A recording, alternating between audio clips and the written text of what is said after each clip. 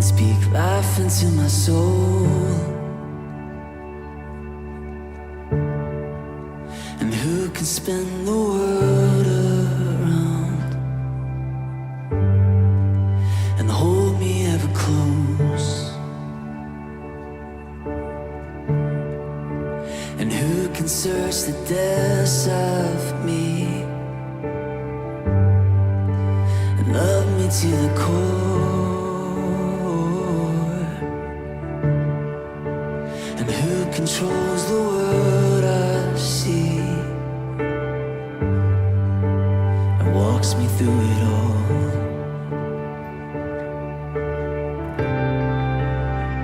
No one but you.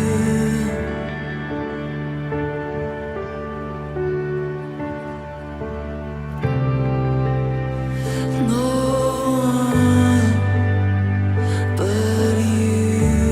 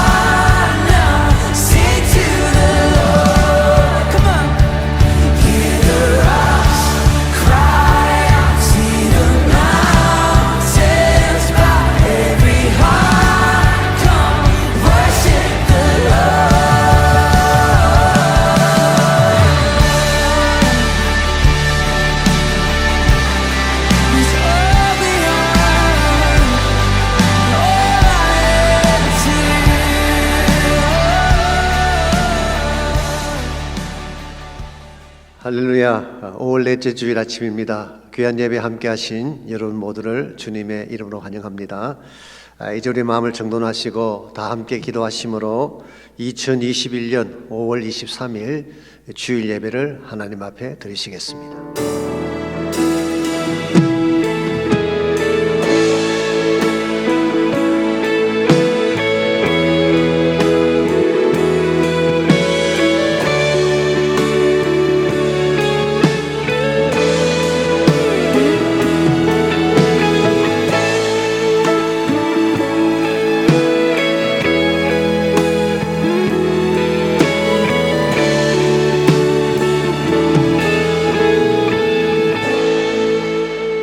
하늘에서는 주 외에 누가 내게 있으리요 땅에서는 주밖에 내가 사모할 리 없나이다.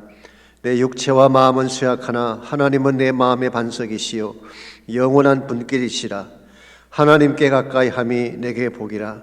내가 주 여호와를 나의 피난처로 삼아 주의 모든 행적을 전파하리이다. 아멘. 살아계신 하나님 감사합니다. 거룩한 주일을 우리에게 허락해 주시고 하나님의 보좌 앞으로 담대히 나올 수 있도록 귀한 특권 주신 것을 감사합니다. 우리의 심령을 다하여 전심을 다하여 드려지는 이 예배가 하나님께 큰 영광이 되게 하여 주시옵고 우리 모든 심령이 새롭게 변화받는 거룩한 아침 되게 하여 주옵소서. 예수님의 이름으로 기도하옵나이다. 아멘.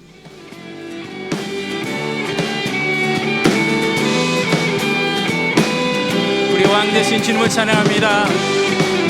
우리 목소리를 높여 주님을 높이기 원합니다. 우리 함께 고백합니다. 나를 주만 높이리 결코 내 맘 변치 않네. 세상 모든 권세 모든 영광 십자가 앞에 다 버리고 나의 충성과 내 헌신 내 모든 소망 오직 예수 나무에 달려 죽으신 그분께 오직 우리 주께 내 믿음 소망 찬양 받기 합당한 분 또 오직 만왕의 왕께 엎드려 경배하며 모두 드리리. 오직 우리 주께 내 믿음 소망 찬양 받기 합당한 분 또 오직 만왕의 왕께 엎드려 경배하며 모두 드리리.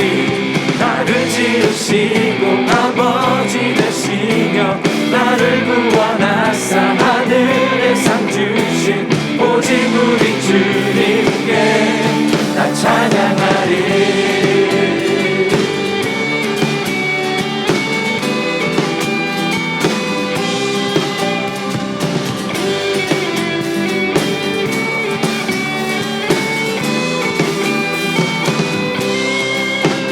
나는 주만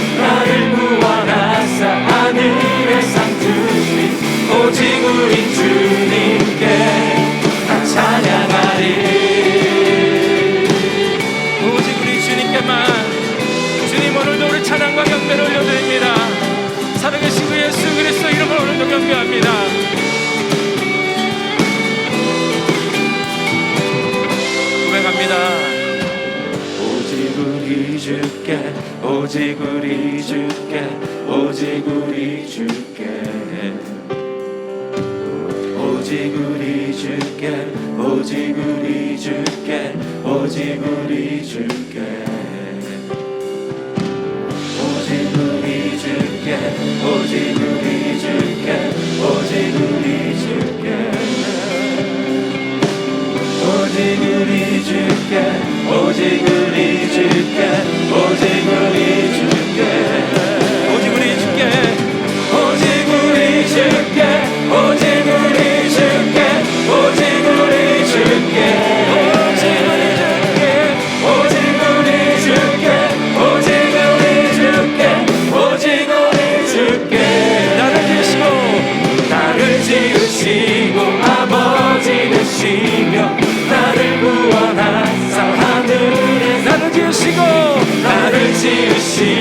아버지 되시며 나를 구원하사 하늘에 삼으신 오직 우리 주님께 나 찬양하리 오직 우리 주께 모든 찬양과 경배를 돌립니다. 오늘 살아서 역사하신 그 하나님 그분의 이름을 높여드립니다. 할렐루야. 오늘도 예배받기 합당하신 그 이름을 찬양합니다.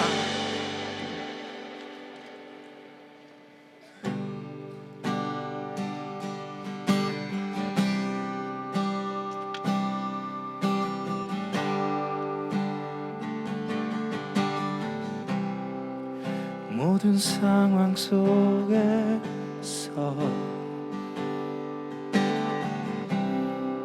주를 찬양할지라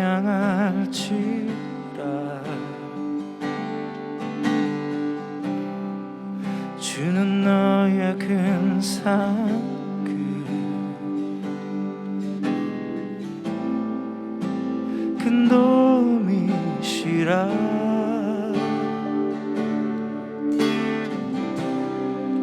주의 얼굴 구할 때 주의 영을 부사 크신 사랑 안에서 주를 보게 하소서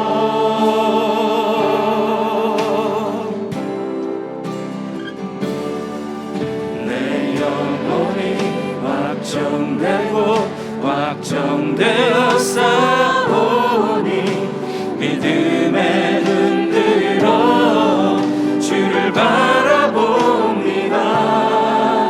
내 영혼이 확정되어 싸우니 믿음의 눈들어 주를 바라봅니다.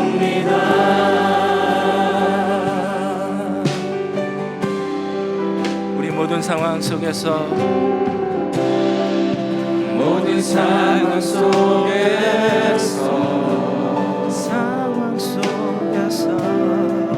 주를 찬양할지라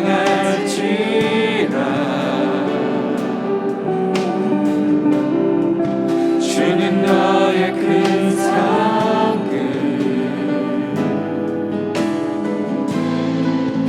큰 도움이시라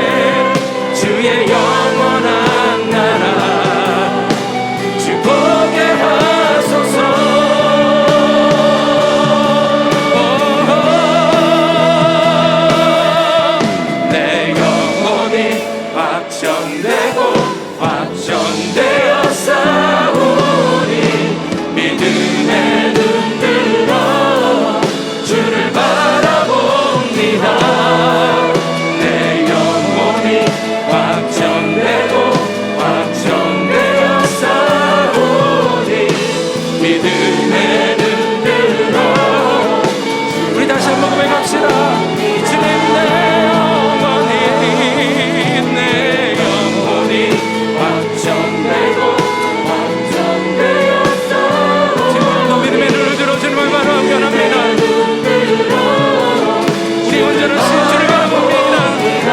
내 영혼이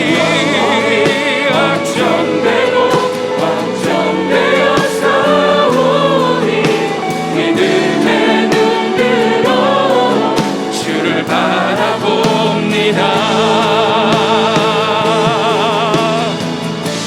예수 죽임 당한 어린 양, 예수 죽임 당한 어린 양, 예수 모든 이름 위에 뛰어난 이름, 영원히 찬송받기야 당한 영광의 그 이름에 예수 죽임 당한, 예수 죽임 당한 어린 양, 예수 모든 이름 위에 뛰어난 이름, 영원히 찬송받기야 당한 영광의 그 이름 예수.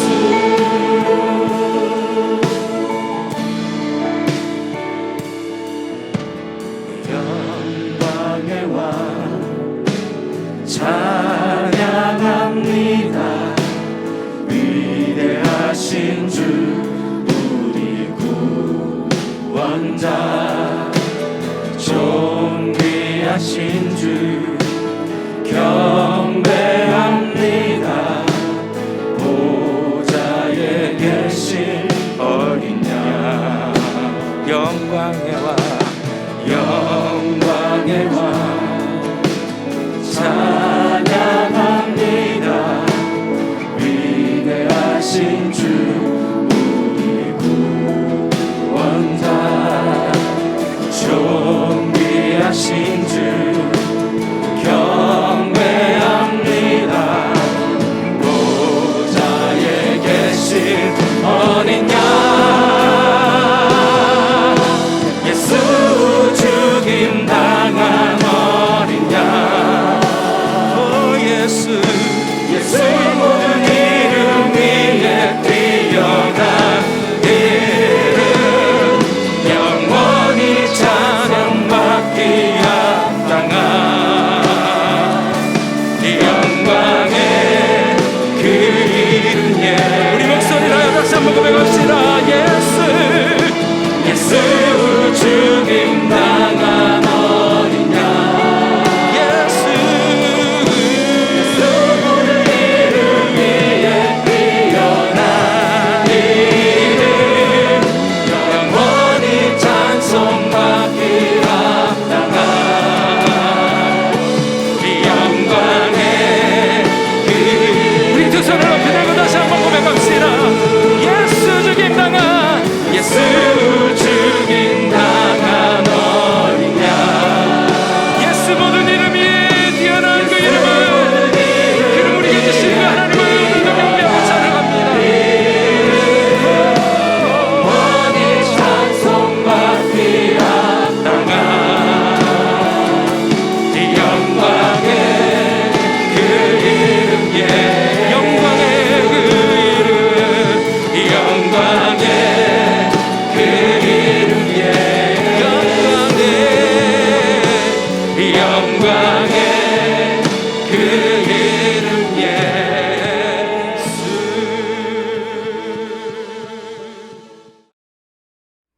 기도하시겠습니다. 너희는 강하고 담대하라. 두려워하지 말라. 그들 앞에서 떨지 말라. 이는 내 하나님 여호와 그가 너와 함께 하시며 결코 너를 떠나지 아니하시며 버리지 아니하실 것임이니라. 사랑의 주님, 지난 한 주간도 저희와 함께 하시고 동행하여 주심에 감사드립니다. 주님은 저희의 삶의 온전한 위로자가 되시고 저희의 영혼이 하나님의 은혜로 가득 차게 하여 주시며 환난 속에서도 믿음을 잃지 않게 하심을 감사드립니다. 하나님의 아버지, 코로나 사태를 통해서 많은 것들이 변하였고 영적인 단절이 있었음을 회개합니다. 삶의 분주함과 세상의 근심과 걱정으로 하나님과 단절되었던 우리의 영적 상태를 회복할 수 있도록 이끌어 주옵소서. 근심과 고통 속에 있는 소외된 계층과 성도님들의 마음을 위로하여 주시고 그 마음 속에 은혜가 가득 차도록 하나님의 능력을 더하여 주옵소서. 이 시간 하나님 나라의 확장을 놓고 기도합니다.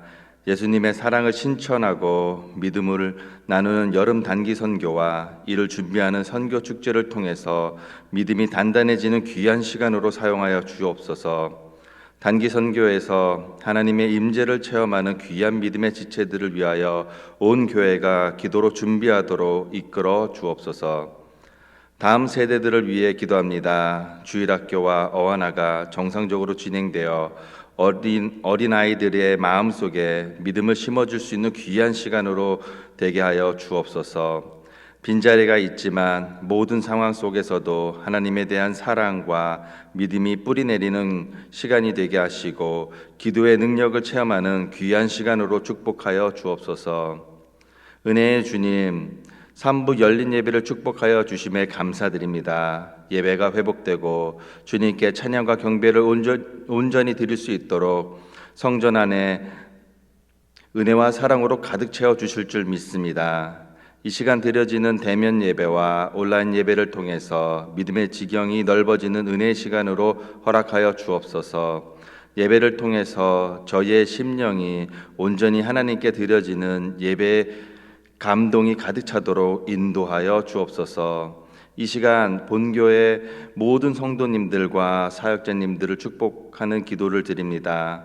박성근 담임 목사님께 하나님의 은혜를 갑절로 더하여 주시고 새누리교회를 하나님의 충만한 은혜로 이끌어 가실 수 있도록 성령의 능력을 더하시고 말씀을 통해서 모든 성도님들께 주님의 축복을 전달할 수 있도록 육신의 건강 또한도 충만하게 하여 주옵소서. 모든 부사역자님들과 또한 교구장님들과 안수집사님들 또한도 같은 은혜 허락하여 주시고 그들의 믿음과 가정의 은혜를 더하여 주옵소서. 오늘 드려지는 예배와 기도제단을 온전히 아버지께 맡겨드립니다. 주님께서 흠양하시는 시간으로 이끌어 주옵소서. 이 모든 말씀 살아계시고 역사하시는 우리 주 예수 그리스도의 이름으로 기도드립니다.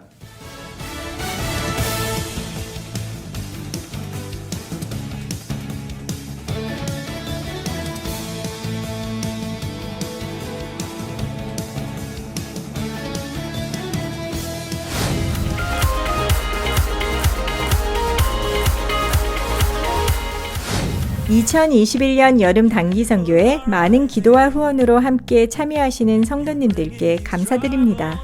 특별히 7월 10일에 출발하는 멕시코 2팀에 많은 신청을 부탁드립니다. 팀장인 민원기 집사를 중심으로 홍로경 선교사가 사역하는 멕시코 엔세나다 지역에서 사역하게 됩니다. 또한 오는 6월 18일부터 금요 기도회 직후에 본당에서 여름 단기 선교를 위한 중보 기도회가 있습니다. 모든 단기 선교 신청자들은 물론 기도 후원자들도 함께 동참해 주시기 바랍니다.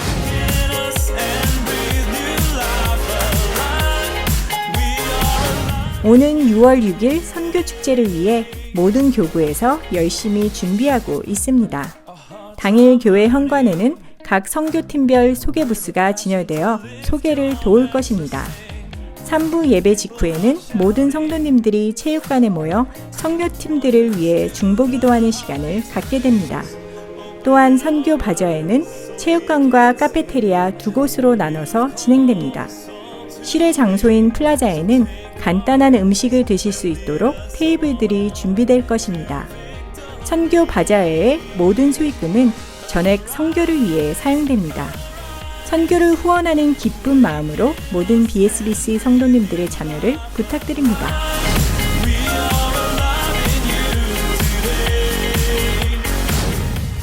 오는 6월 17일부터 19일까지 진행되는 여름 성경학교를 섬길 봉사자들을 모집합니다. BBS 기간 동안에 함께 섬길 교사들과 보조 교사들이 많이 필요합니다. 또한 영상 촬영과 편집을 위한 봉사자와 당일 주차로 섬길 안내위원들의 참여를 부탁드립니다. 다음 세대들 말씀으로 양육하는 귀한 사역에 기쁨으로 동참해 주시는 모든 성도님들께 감사드립니다.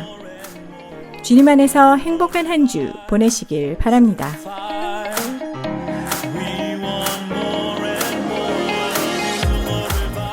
귀한 예배 함께 하신 여러분 모두를 다시 한번 주님의 이름으로 환영합니다. 날씨가 많이 좋아지고 또 코로나 팬데믹도 많이 잠잠해지는 것 같습니다. 또 교회 나오시는 분들의 얼굴도 날마다 새롭게 이렇게 늘어나고 있습니다. 여러분 모두를 환영하고 또한 축복합니다. 또한 처소에서 각 가정에서 온라인에서 예배하시는 모든 분들에게도 동일한 축복과 은혜가 넘치시기를 바랍니다. 광고에서 보신 것처럼 이제 6월 6일 선교 축제가 있습니다. 우리 플라자에서도 하게 되고 또 체육관에서도 같이 준비하기 때문에 아마 특별한 어려움과 문제가 없을 것 같습니다. 그래서 우리 캐피테리아 쪽에 우리 식사도 준비를 하고 여러분께서 모이셔서 같이 교제도 하고 또 헌신도 할 수 있는 그런 기회를 드리겠습니다. 그리고 체육관에서 선교팀들이 같이 모여서 우리가 발표도 하고 또 기도도 하는 그런 시간을 갖습니다. 여러분 많이 기도해 주시고 함께 해 주시기 바랍니다. 여름 단기 선교팀 또 등록도 빨리 맞춰주셔서 함께 준비하시면 좋겠습니다. 그리고 5월 28일 금요일 저녁 우리 사무총회 있는 거 기억하시고 함께 하셔서 또 우리 직분자들을 세우는데 도와주시기 바랍니다. 그 외 나머지 광고들 잘 보셔서 함께 해주시기를 바랍니다. 이 시간 하나님께 올려드릴 헌물을 위해서 함께 기도하겠습니다. 하나님 감사합니다. 한 주간의 저희들의 삶의 터전과 자녀들과 가족들을 보호해 주시고 하나님의 특별한 은총 가운데 달려올 수 있도록 인도하신 것 감사합니다. 하나님 우리 하나님 되시오며 더 이상 두려워하거나 염려할 것이 없음을 선포합니다. 사랑하는 주의 백성들의 마음속에 이 담대한 믿음 허락해 주셔서 주를 바라보는 가운데에 모든 삶의 터전을 잘 감당하게 도와주시고 주의 영광 위에 달려가기에 부족함이 없도록 은혜를 베풀어 주시옵소서. 이 시간에 소중한 예물 주님께 올려드립니다. 11조와 감사의 헌물과 선교를 위해 드려진 모든 헌물을 축복하셔서 주의 영광 위에 서임받게 하시고 하나님이 모든 물질의 근본됨을 선포하고 주를 신뢰하는 가운데 살아가는 우리 모두 되게 축복하여 주옵소서. 예수님의 이름으로 기도하옵나이다. 아멘.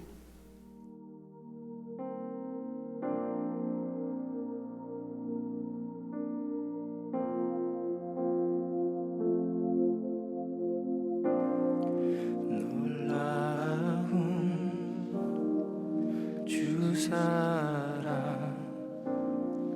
자비의 하나님 주보혈로 죄인 된 나 자녀 삼으셨네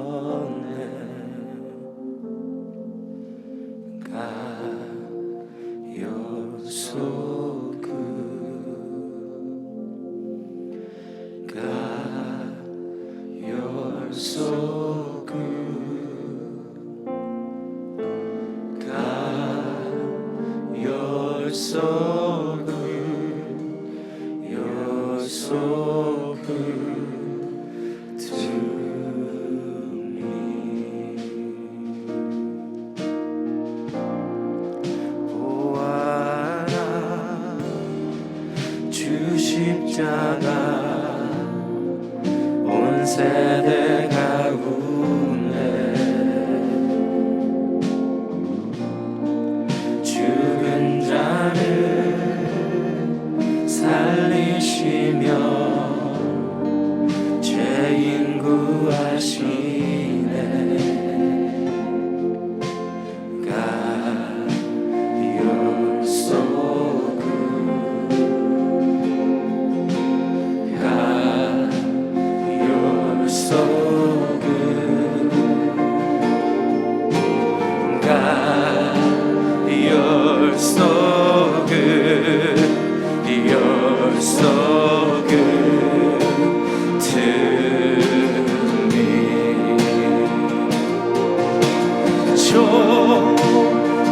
이신 하나님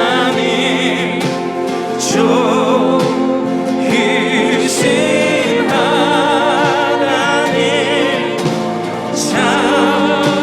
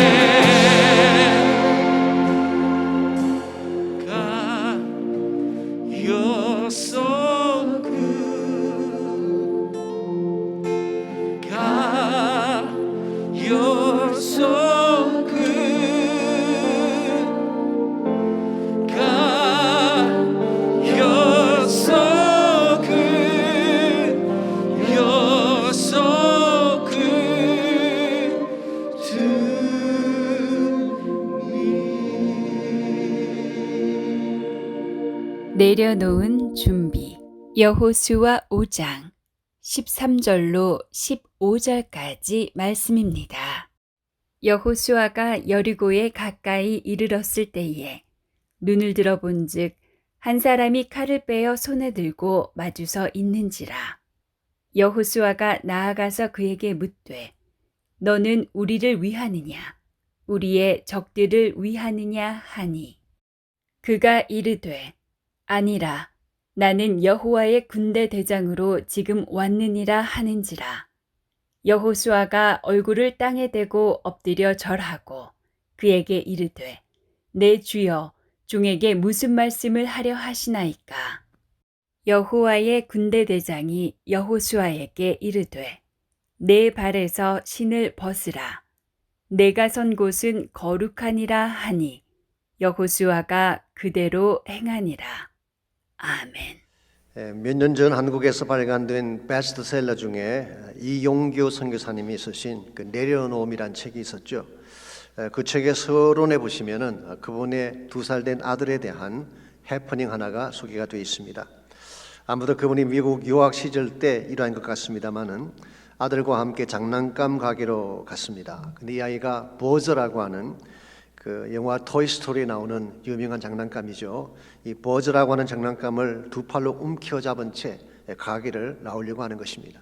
그런데 장난감을 갖고 나오려면 먼저 계산대로 가서 바코드에 스캐닝을 하고 돈을 지불하고 나와야 되지 않습니까? 그래서 아들의 손에 있는 장난감을 받아서 계산대 위에 올려놓으려고 하자 이 아이가 꽉 움켜잡은 채 절대로 놓지 않으려고 합니다. 울고불고 난리가 났습니다. 아무리 설득해도 소용이 없었습니다. 그 장난감이 자기 소유가 되기 위해서는 먼저 그것을 계산대 위에 잠깐 내려놓아야 한다는 사실을 그 아이가 이해하지 못한 것입니다. 그래서 할 수 없이 장난감을 안고 있는 아이를 통째로 계산대 위에 올려놓고 스캐닝을 하는 아주 요상한 현상이 일어났다는 그런 재미있는 일화가 기록되어 있었습니다. 여러분, 이와 같은 현상이 어린아이에게만 해당되는 것일까요? 그렇지 않습니다. 우리 모두에게도 동일한 성향이 있습니다. 우리 인간에게는 무엇인가를 움켜잡고자 하는 본성이 있기 때문에 그런 것입니다. 그러므로 우리가 말은 쉽게 하지만 내려놓는다고 하는 것이 결단코 쉽지 않습니다. 오히려 더 많이 움켜잡으려고 하고 더 많이 가지려고 애쓰는 우리의 모습을 볼 때가 많이 있습니다. 부자는 더 많이 돈을 벌려고 노력을 합니다. 정치가는 더 많은 권력을 갖기 위해서 투쟁을 하죠. 명예를 가지고 있는 사람은 더 높은 인기를 얻기 위해서 온갖 수단을 동원하며 살지 않습니까? 그러나 많이 움켜잡는다고 더 행복해지는 것일까요? 실제는 그렇지 않습니다. 오히려 더 불안하고 더 갈급해지고 더 큰 압박감 속에 마음의 평강을 누리지 못하는 것입니다. 그래서 영국의 사상가인 존 러스킨이 이런 말을 한 적이 있습니다. 소유가 늘 때마다 근심도 늘어난다, 이런 말을 했어요. 즉 많이 가질수록 행복지수가 높아지는 것이 아니라 근심지수가 높아진다, 그런 뜻입니다. 이런 면에서 참으로 지혜로운 사람은 자신의 것을 내려놓을 줄 아는 사람입니다. 힘들지만 자아를 내려놓을 때 마음의 평안이 주어지게 되는 것이고, 나의 것을 내려놓을 때에 실제로는 하나님이 더 큰 축복으로 채워주시는 것입니다. 이런 의미에서 비움의 삶, 내려놓음의 삶은 대단히 중요한 것인데, 이와 같은 삶을 실천할 때에 하나님의 나라의 비전을 누릴 수가 있게 되고 하나님 기뻐하시는 축복도 우리 모두가 누리며 살아갈 수가 있습니다. 여러분과 제가 하나님 나라 백성으로서 하나님이 더 큰 비전을 이루기 위해서 내가 내려놓아야 될 것들이 무엇이며 어떻게 할 때 그것을 내려놓을 수 있을지 주신 본문을 중심으로 이것을 함께 나누려고 합니다. 오늘 같이 읽은 본문에 보시면 여호수아가 전쟁을 시작하기 전에 했던 마지막 준비에 대한 말씀이 기록이 되어 있습니다. 13절을 보시면 여호수아가 여리고에 가까이 이르렀을 때에 눈을 들어 본즉 한 사람이 칼을 빼어 손에 들고 마주 서 있는지라 그랬습니다. 지난주에 다뤄드린 것처럼 이스라엘 백성들과 여호수아가 할례와 유월절을 지켰습니다. 영적인 준비를 잘 했죠. 이제는 전쟁을 하기 위해서 여호수아가 여리고 평지를 향해 가고 있습니다. 아마 지금 그의 머릿속에는 온통 전쟁에 대한 전략과 군세력에 대한 생각으로 가득 차 있을 가능성이 많습니다. 그랬는데 자기 앞에 어떤 한 사람이 칼을 빼들고 서 있는 것입니다. 이것은 주관적인 생각이나 환상을 의미하는 것이 아니라 실제로 눈앞에 한 사람이 등장을 한 것입니다. 그때 여호수아는 두려워했습니다. 왜냐하면 이 사람이 칼을 들고 선 이유가 무엇인지 확실치 않았기 때문이죠. 혹시 기억나실지 모르지만 민수기 22장에 보면 이와 유사한 장면 하나가 기록되어 있죠. 거기는 발람이라고 하는 거짓 선지자의 케이스가 나오고 있습니다. 이 발람은 이스라엘 백성을 저주하기 위해서 돈을 받고 가던 도중이었는데 그때 여호와의 사자가 칼을 들고 길 한가운데 서 있는 장면이 있었어요. 물론 처음에는 보지 못했지만 나중에 보게 된 것이죠. 그때 칼을 들고 선 여호와의 사자는 이 발람을 치기 위해서 서 있던 것입니다. 그러므로 이것은 심판의 칼이라고 말할 수가 있습니다. 그랬는데 오늘 본문에 보니까 여호수아 앞에 또 한 사람이 칼을 들고 서 있는데 여호수아 입장에서는 이 칼을 든 사람이 어떤 존재인지 확인할 수가 없습니다. 그래서 물었습니다. 여호수아가 나아가서 그에게 묻되 너는 우리를 위하느냐 우리의 적들을 위하느냐 물었어요. 당신이 누구냐는 것입니다. 누구를 위해 이것이 온 것이냐라고 물은 것이죠. 영어 성경 봤더니 NLT는 이렇게 번역을 해놓았어요. Are you friend or foe? 당신은 우리의 친구입니까? 우리의 대적입니까? 그렇게 물었어요. 그때 이 사람이 자기 자신을 여호와의 군대 대장으로 소개를 하고 실상 여호수아를 돕기 위해 온 사실을 밝히고 있습니다. 그러므로 오늘 본문에 나오는 이 케이스는 심판의 칼이 아니라 도움의 칼을 들고 온 케이스라고 할 수가 있겠습니다. 그러면서 15절에서 대단히 중요한 명령 하나를 내리게 되죠. 내 발에서 신을 벗으라고 명령했습니다. 이 여호와의 사자가 여호수아에게 신발을 벗으라는 것입니다. 여러분, 신발을 벗는다고 하는 것은 고대 사회에서 권리를 포기하고 노예가 되는 것을 말합니다. 고대 사회의 노예들은 신발을 신지 않은 채 맨발로 다녔습니다. 그러므로 이것은 비천함과 종속을 상징하는 것입니다. 사무엘하 15장 30절에 보면 흥미로운 표현 하나가 나오죠. 언젠가 말씀드렸던 다윗의 케이스인데요. 압살롬의 반란으로 쫓겨났을 때에 머리를 가리우고 맨발로 울면서 갔다고 기록을 했습니다. 이 표현은 다윗이 가진 모든 특권을 박탈당하고 권리가 없는 상태에서 빈손 들고 갔다 그런 뜻입니다. 이와 같이 신발을 벗는다고 하는 것은 자신의 포기, 권리의 박탈을 상징하는 것인데 왜 하나님은 가나안 정복을 눈앞에 둔 이 중요한 시점에서 여호수아의 신발을 벗으라고 말씀하신 것일까요? 그 이유는 너의 것을 비워내지 아니하면 하나님의 능력이 함께할 수 없기 때문이다 그런 설명이었어요. 사실상 가나안 전쟁은 여호수아의 칼로 이길 수 있는 전쟁이 아니었습니다. 아니 온 이스라엘 칼을 다 합친다고 하더라도 결단코 가나안 칠족을 정복하는 것은 가능하지 않았습니다. 그래서 하나님께서 직접 칼을 들고 돕기 위해 오신 것이죠. 이건 대단히 큰 축복이 아닐 수가 없습니다. 만약 하나님께서 이스라엘과 함께 하셔서 직접 칼을 가지고 휘두르신다면 누구도 대적할 자가 없을 것입니다. 그런데 이와 같이 하나님이 전쟁에 개입하셔서 칼을 들고 모든 전쟁을 치러 주기를 원하신다면 반드시 먼저 선행돼야 될 전제가 하나 있습니다. 그 전제가 뭘까요? 너가 먼저 신발을 벗고 너의 모든 것을 내려놓아야 한다는 것입니다. 나를 비우지 아니하면 하나님의 능력이 임할 수가 없습니다.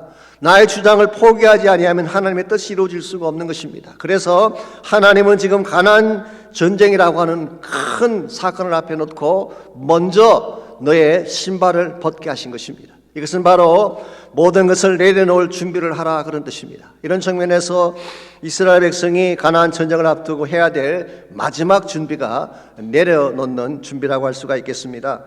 그동안 여러분과 제가 우리 여호수아 1장부터 5장까지를 함께 묵상하는 가운데에 6가지의 준비에 대해서 다루었죠. 첫 번째로 마음의 준비에 대해서 말씀드렸습니다. 강하고 담대하라 그렇게 말씀하셨죠. 두 번째로 함께 갈 준비, 공동체의 준비라고 할 수가 있습니다. 세 번째로 관찰의 준비를 말씀드렸습니다. 문제가 무엇인지를 파악하고 하나님의 뜻을 바로 관찰해야 된다는 말씀을 드렸죠. 네 번째로 마디를 통과할 준비에 대해서 말씀을 드렸습니다. 요단강이라고 하는 시련의 마디를 어떻게 건너갈 것인가 이 문제를 다루었습니다. 다섯 번째로 간직할 준비, 길갈의 기념비를 세움으로써 하나님을 간직할 것을 말씀드렸죠. 그리고 지난주에 영성의 준비를 말씀드렸습니다. 영적 숨고르기를 통하여서 영적으로 무엇을 체크해야 될 것인가 그 문제를 다루었는데 오늘 본문은 마지막 케이스로 모든 것을 내려놓을 준비에 대해서 말씀하고 있습니다. 사실 이것이 가장 힘든 파트라고 할 수가 있습니다. 자기를 비워낸다는 것은 결코 쉽지 않기 때문에 그러나 이것이 먼저 되어야만 하나님의 능력이 임할 수가 있고 하나님 나라 비전도 성취가 가능한 것입니다. 예수님의 케이스를 보게 되면요, 예수님께서는 전 인류를 구원하기 위한 큰 사명 가지고 이 땅에 오셨죠. 그런데 예수님은 그것을 하기 위해서 자신의 모든 것을 비우셨어요. 하나님 되심을 비우지 않으셨습니까? 이 땅의 가족과 함께 살며 편안하게 살 수 있는 모든 기쁨을 포기하셨어요. 여우도 굴이 있고 하늘에 새도 보금자리가 있는데 인자는 머리에 들 곳이 없다고 하셨어요. 억울하게 재판을 받고 옷을 벗기고 뺨을 맞고 침뱉음을 받고 모든 권리를 모든 그 모욕을 다 당했지만 그런 권리를 포기한 채 침묵을 하셨어요. 결국 십자가상에서 하나밖에 없는 자신의 생명마저 포기하고 죽지 않았습니까? 이와 같은 자기의 비움을 사도 바울은 빌립보서 2장 7절에서 He emptied himself, 그런 자신을 비우셨다, 그렇게 표현을 했죠. 자, 예수님께서 하나님의 사명을 감당하기 위해서 자신을 다 내려놓았는데 그 결과 패배자가 되었나요? 그렇지 않습니다. 내려놓았기 때문에 부활의 영광을 누릴 수가 있었어요. 내려놓았기 때문에 온 인류를 구원하는 새 생명의 길을 여는 것이 가능했던 것입니다. 이와 같이 우리가 진짜 해야 될 소중한 사역이 있다면 먼저 내려놓는 것이 필요한 것입니다. 저는 교회가 부흥하는 것도 마찬가지라고 생각을 합니다. 세상 것을 비워내야지 신령한 축복이 임하는 것이지 세상적인 것으로 가득 차 있는데 어떻게 거룩한 역사가 일어날 수가 있겠어요? 우리 개인도 마찬가지 아닙니까?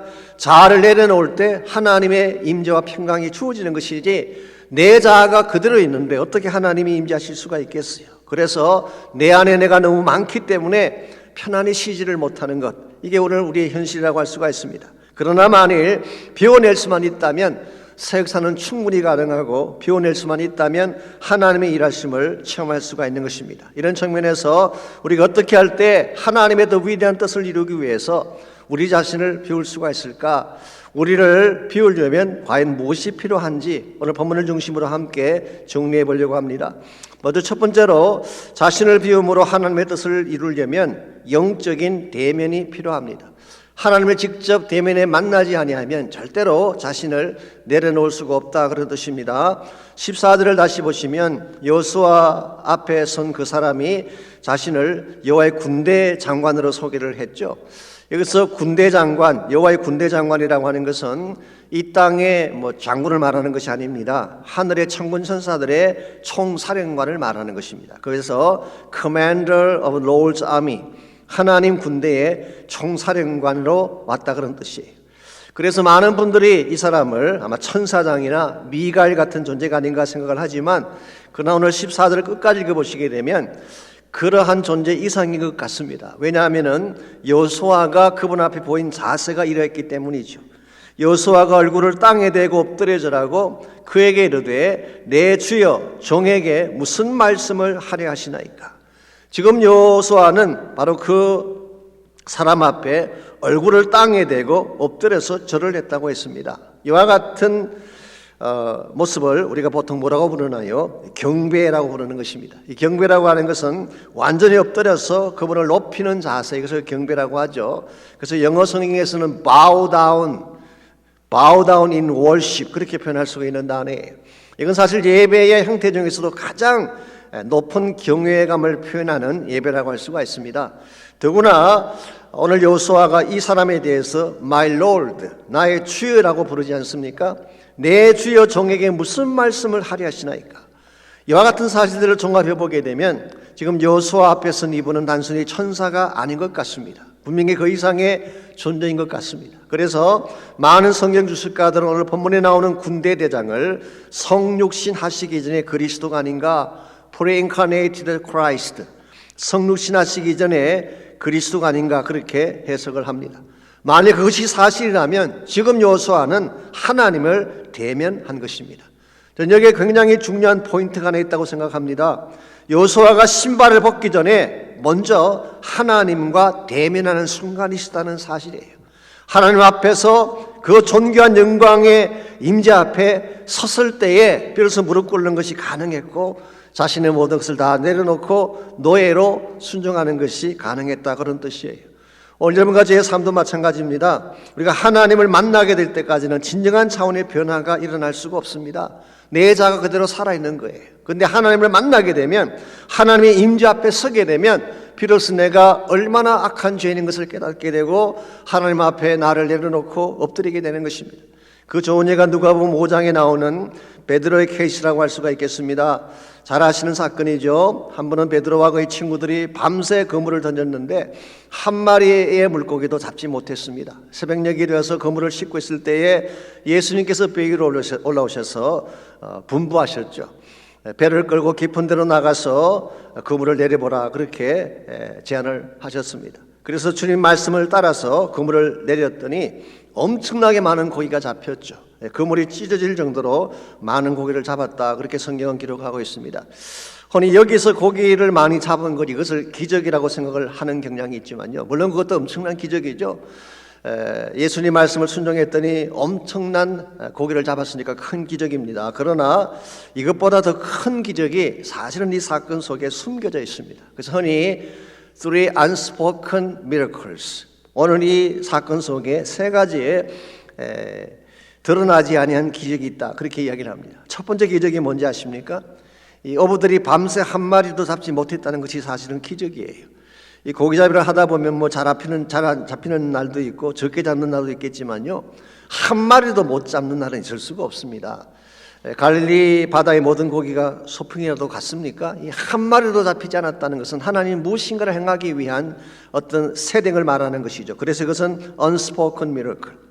두 번째로 평생 어부로 살아온 베드로가 목수 출신인 예수님 말씀을 듣고 그물을 던졌다는 것 자체가 기적입니다. 일반적으로요, 전문직에 있는 사람은 다른 사람 말을 잘 듣지 않습니다. 내가 다 안다는 것이기 때문이죠. 근데 다른 직종에 있는 사람이 나의 직업에 대해서 훈수를 한다, 이거 들을 수가 없는 것입니다. 그랬는데 평생을 갈릴리 바다에서 잔뼈가 굵어져온 베드로가 목수 출신의 한 사람의 말을 듣고 그물을 던졌다는 게 기적이에요. 무엇보다 큰 기적이 세 번째 기적이 이것입니다. 이렇게 해서 베드로가 고기를 잡았습니다. 정말 배 가득 차도록 고기를 잡았어요. 그랬는데 이 모든 고기를 다 내버려 두고 예수님을 따라갔다는 사실이 기적이에요. 이 고기잡이 하는 사람들의 평생 소원이 무엇인지 아십니까? 만선의 배를 이루는 것입니다. 배에 가득 찬 고기를 잡고 돌아오는 거예요. 지금 베드로는 그 성공을 이룬 것입니다. 자기 눈앞에 평생의 꿈이 이루어졌어요. 그랬는데 그 꿈의 현실을 앞에 놓고 베드로가 어떤 반응을 보였습니까? 주여 나를 떠나가십시오. 나는 죄인입니다. 그렇게 고백을 하고 지금까지 잡았던 모든 고기와 배를 다 내버려 두고 예수님을 따라갔다는 거예요. 일반적인 상식으로는 이해가 가지 않습니다. 불가능한 것입니다. 어떻게 천신만고 끝에 이룩한 성공을 내버리고 예수님을 따라 나설 수가 있겠어요? 이 밤에 이 새벽에 베드로가 이와 같은 결정을 하게 된 이면에는 딱 한 가지 이유가 있습니다. 그것은 지금 자기 앞에 선 이분이, 즉 예수님이 그냥 평범한 분이 아니라 하나님의 아들이라는 사실을 알았기 때문에, 하나님 앞에 서게 되면 내 실체가 보이는 거예요. 하나님 앞에 서게 되면 나의 모든 것을 다 내려놓을 수 있게 되는 것입니다. 이런 측면에서 여러분과 제가 진실로 나의 모든 것을 내려놓기를 소원한다면 먼저 하나님 임재 앞에 나가야 돼요. 그분의 하나님 되심 앞에 나를 다 내어드릴 때에 하나님이 진짜 내 인생 가운데 주인 되어 일하기 시작하시고, 그분이 주인 되어 일하기 시작하시면 참된 차원의 회복과 변화가 일어나게 되는 것입니다. 제가 지난 주간에 어떤 장로님 한 분하고 식사를 할 기회가 있었는데요, 이분이 코로나 기간 동안 경험했던 여러 가지 감정들을 나누어 주셨어요. 사실 이분은 좀 멀리서 오시는 그런 분이신데요, 이번에 코로나 기간 동안에 우리 예배가 막혀 있으니까 예배를 드릴 수가 없지 않습니까? 그래서 이분이 주일마다 정장을 하고 교회 앞까지 차를 타고 오셔서 이 차 안에서 화면을 보면서 예배를 드렸다고 합니다. 물론 집에서 예배 드릴 수도 있고 온라인 예배냐 오프라인 예배냐 이건 뭐 그렇게 중요한 것은 아닙니다. 제가 중요하게 생각하는 것은 그만큼 하나님을 사모했다는 것이죠. 하나님 만나는 걸 그렇게 열망했다는 것입니다. 그리고 새벽 3시만 되면 일어나서 선교를 위해 기도하고, 그래서 지난 수십 년 동안 오직 하나님 한 분만 바라보고 사모하며 살아오셨는데, 이번에 코로나 기간 동안에도 동일한 일을 행했더니 하나님께서 어떤 역사를 주셨는지 아십니까? 지난 1년 동안 아시는 대로 대다수의 사업체가 다 문을 닫았는데요, 또 우리 다운타운에 있는 공장들도 다 문을 닫지 않았습니까? 그랬는데 하나님이 이 사업체만은 열어주셨어요. 시리에서 꼭 필요로 하는 제품을 만드는 공장이기 때문에 문을 닫겠다고 했는데도 불구하고 시리에서 퍼밋을 먼저 내주어 가지고 그 퍼밋을 문 앞에 붙여놓고 문을 열고 공장을 가동하게 만들어 주었대요. 그래서 첫 2주간만 빼고 지금까지 합법적으로 일을 하면서 이 어려운 시기에 더 많은 사실 수입도 만들고 또 많은 축복도 누리게 되는 그런 간증을 제가 들었어요.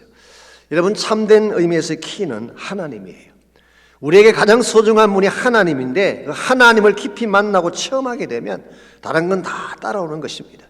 우리에게 상처가 있다고 할지라도, 걱정이 있다고 할지라도, 염려가 있다고 할지라도 하나님을 진짜 만나고 나면 그거 다 내려놓을 수 있게 돼요.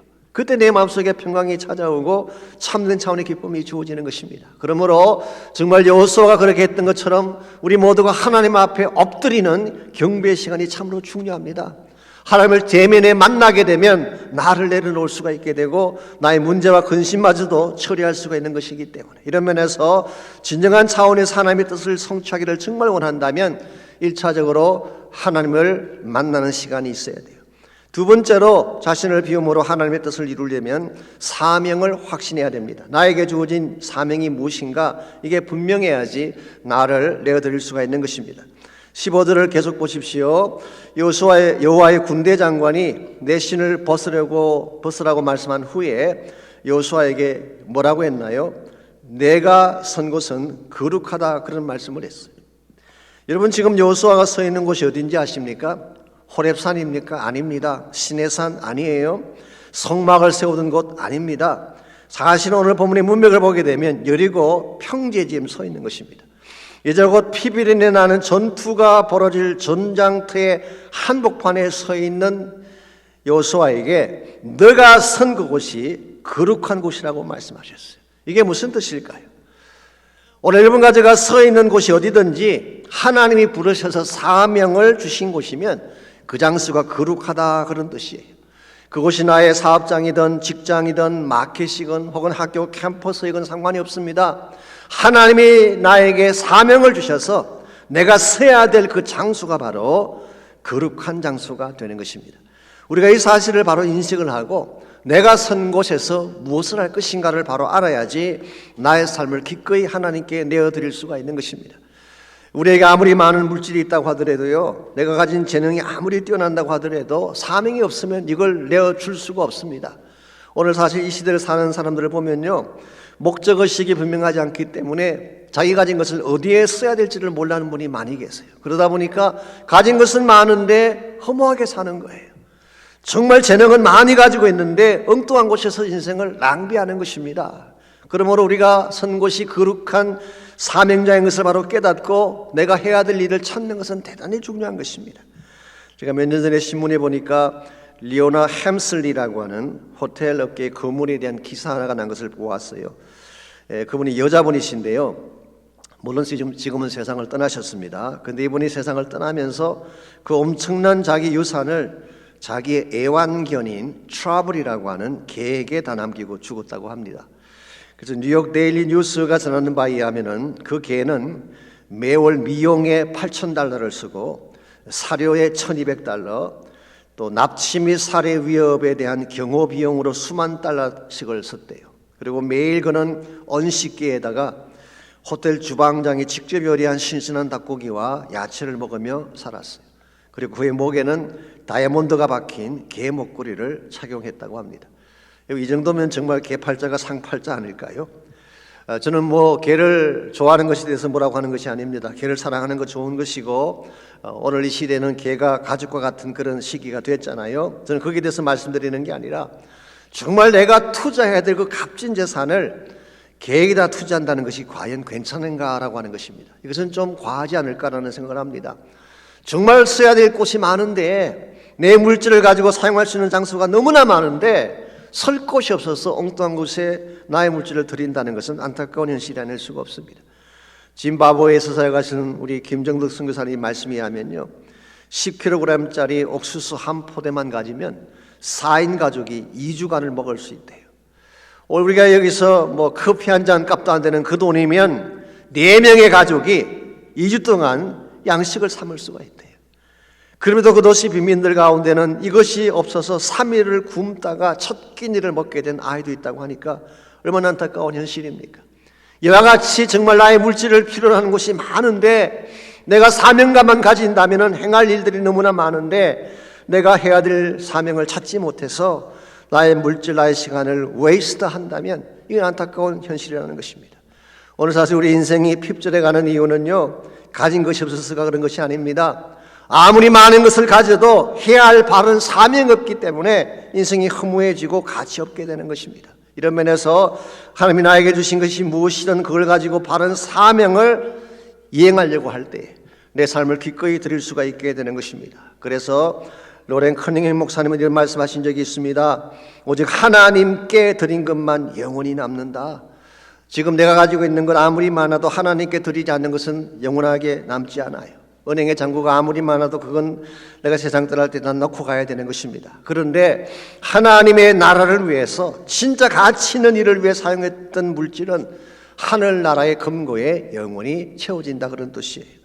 실제로 마태복음 6장 19절 20절에서 예수님께서 이렇게 말씀하셨지 않습니까? 너희를 위하여 보물을 땅에 쌓아두지 말라. 거기는 좀과 동록이 해하며 도둑이 구멍을 뚫고 도둑질하느니라. 오직 너희를 위하여 보물을 하늘에 쌓아두라. 거기는 좀이나 동록이 해하지 못하며 도둑이 구멍을 뚫지도 못하고 도둑질도 못하느니라 그랬어요. 나에게 주어진 물질을 이 땅에 쌓아두게 되면 영원하지 않다는 것입니다. 다 사라지고 마는 거예요. 그런데 하늘을 위해 서게 되면 영원한 가치로 남게 된다는 것입니다. 이와 같이 하늘에 우리의 부활을 쌓는 이와 같은 인생관을 우리가 천부론이라고 얘기해요. 천부론. 하늘나라의 부자가 되는 삶이죠. 한때 한국에서 유행했던 깨끗한 부자가 되자 해서 청부론이라고 하는 이론이 있었는데요. 이 청부론과 천부론은 다른 것입니다. 청부론 귀한 것이긴 하죠. 불법 행하지 않고 깨끗하게 돈 벌어서 부자가 되는 거 참 귀한 것입니다. 그러나 단순히 깨끗하게 돈을 벌었다는 것만으로 충분하지 않다는 거예요. 그 번 돈을 가지고 하나님 나라 일을 해야지 천부론이 되는 것입니다. 이런 면에서 나에게 주어진 것이 무엇이든 정말 선교하는 데 사용하고 세상을 밝게 세우는 데 사용하고 하나님의 뜻을 이루는 데 사용하게 되면 여러분과 저는 하늘나라의 부자가 되는 거예요. 이 땅의 부자가 되는 것도 좋지만 하늘의 부자가 되는 게 더 아름답지 않습니까? 전 여러분 모두가 하늘의 부자가 되시기를 축원합니다. 그래야지 참으로 풍성하고 넘치는 삶을 누리게 되는 것입니다. 이와 같이 우리가 하나님의 더 큰 뜻을 위해서 나를 비워내려면 1차적으로 하나님을 만나야 되는 것입니다. 하나님을 만나게 될 때까지는 나를 바라볼 수가 없습니다. 두 번째로 나의 사명을 알아야 됩니다. 무엇을 위해 살 것인가를 확실히 해야지 나의 것을 비우고 사용할 수가 있게 되는 것입니다. 그런데 또 한 가지 중요한 것이 있습니다. 그것은 바로 하나님의 능력을 확신하는 것. 이것이 있어야지 하나님의 그 큰 뜻을 위해 살아갈 수가 있습니다. 여호수아는 자기의 능력이 아니라 하나님의 능력으로 처음 받는 것이 소중하다는 것을 알았기 때문에 15절 마지막 부분에서 이렇게 그의 행동을 묘사하고 있습니다. 여호수아가 그대로 행하니라 그랬어요. 이 말은 다른 말로 표현하면 신발을 실제로 벗고 맨발로 행했다, 그런 뜻이에요. 철저하게 하나님의 주권을 신뢰하고 그분만 의지하고 행군한다라고 하는 뜻입니다. 여러분 기억하실지 모르지만요, 우리가 여호수아서를 처음 시작할 때 다뤘던 구절입니다. 여호수아서 1장 3절을 보시면은 애초에 하나님이 여호수아에게 하신 약속이 있습니다. 1장 3절이 이렇게 기록되어 있습니다. 내가 모세에게 말한 바와 같이 너희 발바닥으로 밟는 곳을 모두 내가 너희에게 주었다 그랬어요. 여러분 그 본문을 자세히 보시기 바랍니다. 신발로 밟는 땅이 아니에요. 발바닥으로 밟는 모든 땅. 즉 인간이 만든 인위적인 모든 것을 다 벗어버리고 인간 스스로 자신을 지키겠다는 보호막을 다 내려놓고 맨발로 하나님만 바라보고 땅을 밟을 때 그때 그 땅을 너에게 주겠다는 약속이에요. 여러분 우리가 하나님만 의지하고 맨발로 간다는 거 쉽지 않죠. 위험하기도 하고 불안하기도 할지 모르겠어요. 그러나 하나님이 여러분과 저에게 맨발로 가라고 말씀하실 때는 하나님의 것으로 채워주실 계획이 있기 때문에 그런 것입니다. 하나님은 온 우주 만물을 다 가지신 분입니다. 그분에게는 부족한 것이 없어요. 하나님이 여러분과 저에게 내려놓으라고 말씀하실 때는 하나님이 가지신 더 큰 것을 주실 용기가 있기 때문에 내려놓으라고 말씀을 하신 것입니다. 그러므로 정말 나의 욕망을 내려놓으면 하나님이 꿈을 심어주시는 것입니다. 나의 능력을 포기하면 하나님의 기적을 심어주시는 거예요. 나의 모든 가치를 다 내려놓게 되면 영원한 천국의 가치를 누릴 수 있도록 축복하는 것입니다. 이런 의미에서 여러분과 제가 정말 하나님이 내려놓으라고 할 때 내려놓을 수 있는 용기를 갖고 하나님께서 나의 주인됨을 고백하고 정말 순종하는 자세로 맨발로 주를 따르게 된다면 여러분이 생각하는 것 이상의 놀라운 역사를 경험할 수가 있게 되고 하나님 사회지의 새로운 일들을 이룰 수가 있게 되는 것입니다.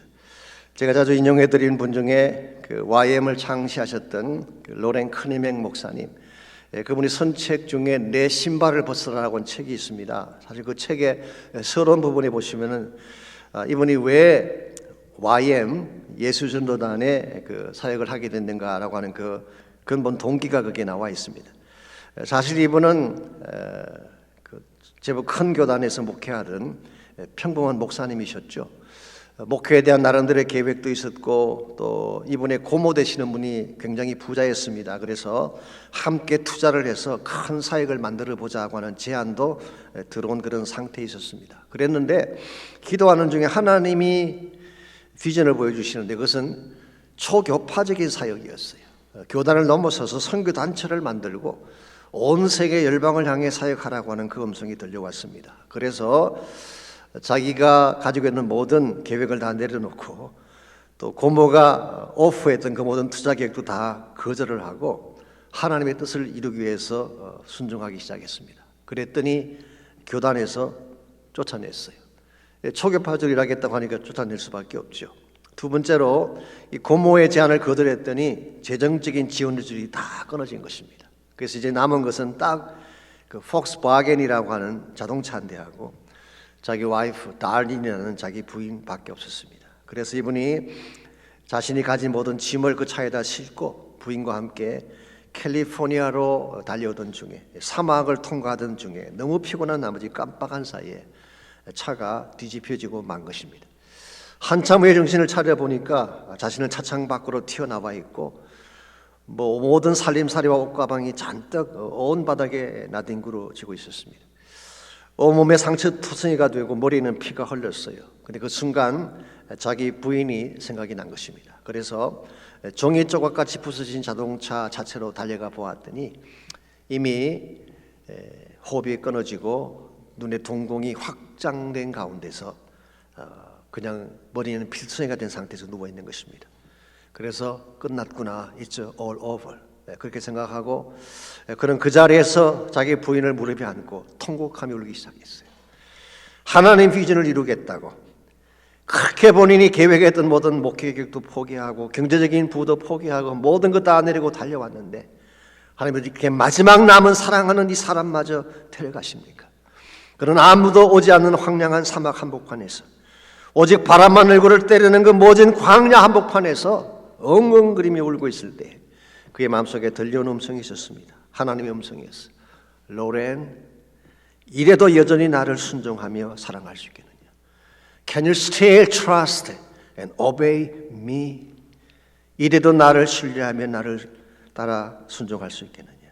그때 로렌이 눈물이 고인 채로 하늘을 향해 하나님, 이제 남은 것은 제 자신과 그리고 당신 한 분밖에 없습니다. 그리고 만약 하나님이 나를 부르시는 방법이 이와 같은 방법이라면 하나님 순종하겠습니다라고 대답을 합니다. 그 순간 하나님이 말씀하시기를 지금 빨리 너의 아내 달린을 위해 기도하라.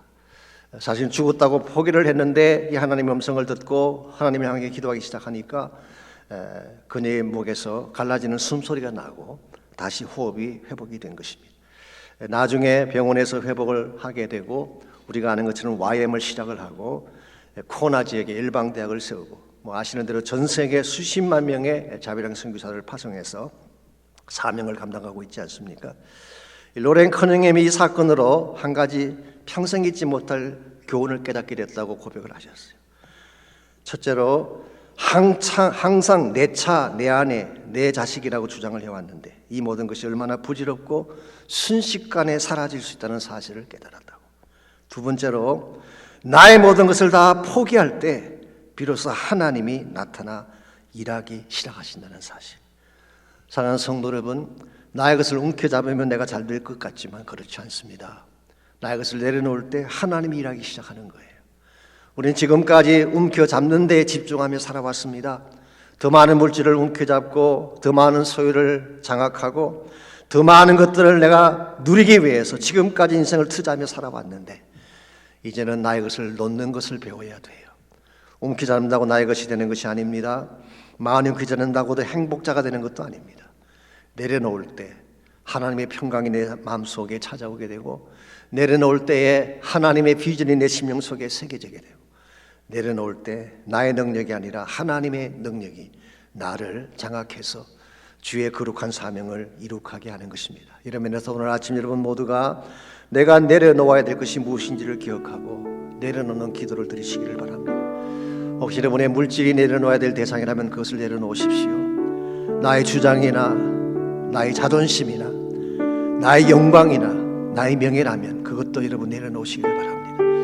심지어 과거의 나의 아픔이나 상처나 지우지 못한 과거의 분노 같은 것이 혹시 나의 마음을 붙잡고 있다면 그것마저도 내려놓으시고 오직 하나님 한 분만이 당신 삶의 주권자가 되도록 기도하시기를 바랍니다. 그리고 하나님의 능력이 내 마음을 채울 수 있도록 하나님의 능력을 구하며 기도하십시오. 성령의 능력이 나의 마음 가운데 가득 차서 하나님의 인격을 담게 하시고 하나님의 능력을 행사하게 도와주시고 주의 나라 비전을 이루는데 거룩하게 쓰임받는 내 인생이 될 수 있도록 기도하시기를 바랍니다. 한 번 사는 인생이지 않습니까?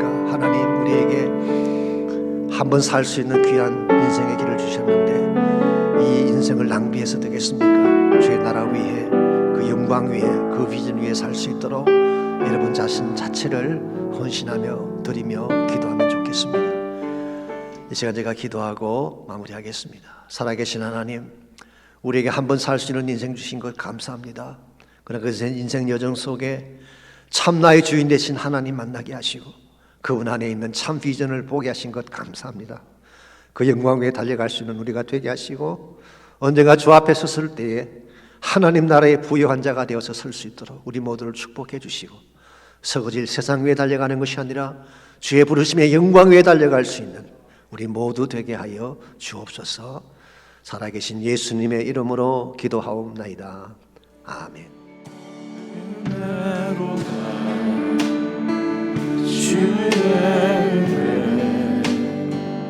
날 살리신 주님의 은혜로다. 주의 은혜 날 살리신 주님의 은혜로다. 주의 날 살리신 주님의 은혜로다. 주의 날 살리신 주님의 은혜.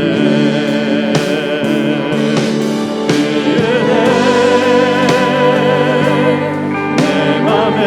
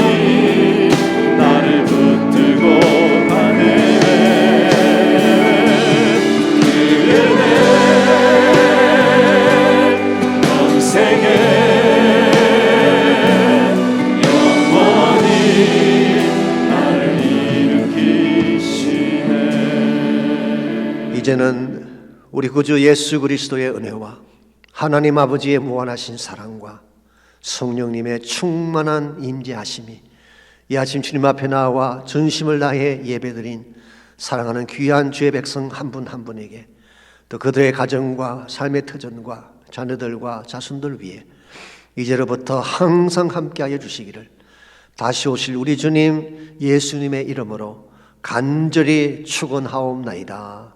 아멘. 날 자유케 하신 주 할렐루야.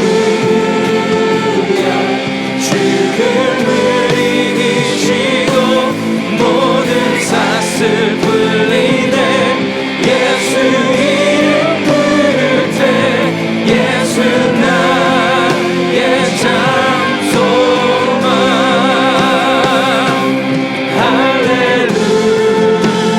할렐루야. 날 자유케 하신 주 할렐루야. 죽음을 이기시고 모든 사슬 풀리네. 예수 이름 부를 때 예수 나의 참 소망. Jesus Christ my living hope.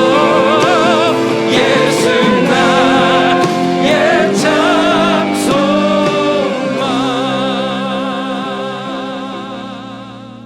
나의 사랑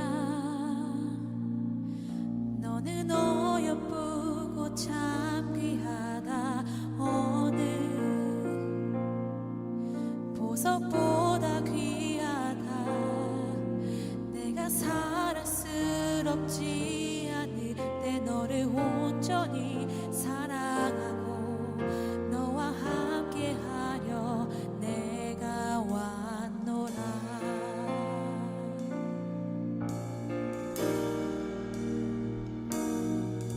주의 사랑 이 사랑은 결코 변치 않아. 모든 계절 돌보시네. 푸른 마르고 꽃은 시드나 주의 말씀은 진실해. 실수가 없으신 주만 바라라.